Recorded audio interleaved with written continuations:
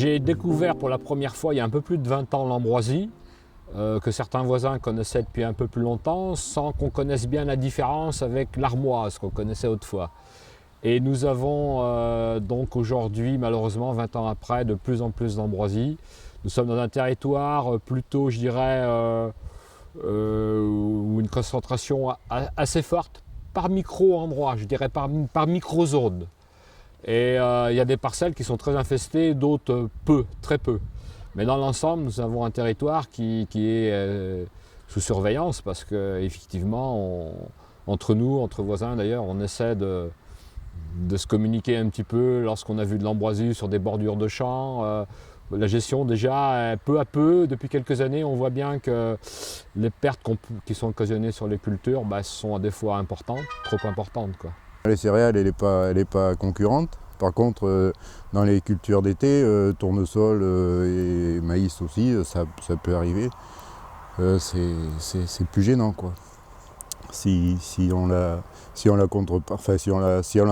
pas à la contrôler, la culture est fichue. Un pied d'ambroisie, vous le laissez faire, il va grandir, il va se développer. Vous mettez une graine d'ambroisie, l'année d'après, ce pied-là, il peut semer 1 hectare, quoi. Donc,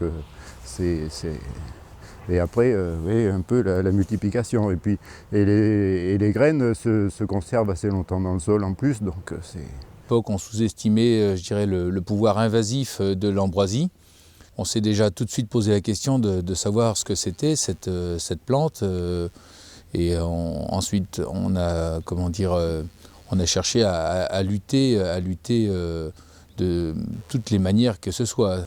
En tout cas, je fais très attention à l'état de ma moissonneuse-batteuse, pour commencer. Et les parcelles où il y a de l'ambroisie, on n'y met plus la machine. C'est-à-dire, quand je veux dire plus la machine, c'est dans les zones où l'ambroisie dépasse la culture, où la graine d'ambroisie pourrait rentrer dans la machine. Ces zones-là, elles ne sont plus récoltées. J'ai, on va dire, 3 leviers. Le levier rotation, donc, où je supprime le tournesol de l'assolement dans ces zones infestées en ambroisie. Ensuite, donc, le levier chimique. Le levier chimique, c'est-à-dire en réalisant donc, des désherbages d'été. En dernier recours, si ces éléments-là n'ont pas été totalement efficaces à 100%, on peut intervenir avec un binage. Ça limite la casse. Et si l'ambroisie n'est présente que sur le rang, généralement, elle n'arrive jamais à étouffer la culture. C'est quelque chose qui nous inquiète. La diminution du nombre de produits chimiques nous laisse de moins en moins de solutions. Aujourd'hui, tout le monde est touché, que ce soit les conventionnels, les bio, semi-direct ou labour, tout le monde aujourd'hui a de l'ambroisie. Bon, c'est arrivé dans les semences et aujourd'hui, tout le monde en a, quoi. On rattrape les 3/4 de l'exploitation. Pour essayer vraiment de limiter. C'est le début qui est important et il faut s'y prendre dès le début, il ne faut pas attendre d'avoir des grands ronds pour agir. On regarde dès le début, on connaît nos parcelles, c'est vrai que ça revient souvent dans les mêmes parcelles.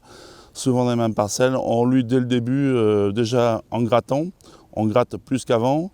Ensuite, dès le départ, on fait un bon désherbage de post-semis prélevé. Et ensuite en rattrapage, on lutte efficacement aussi, quoi.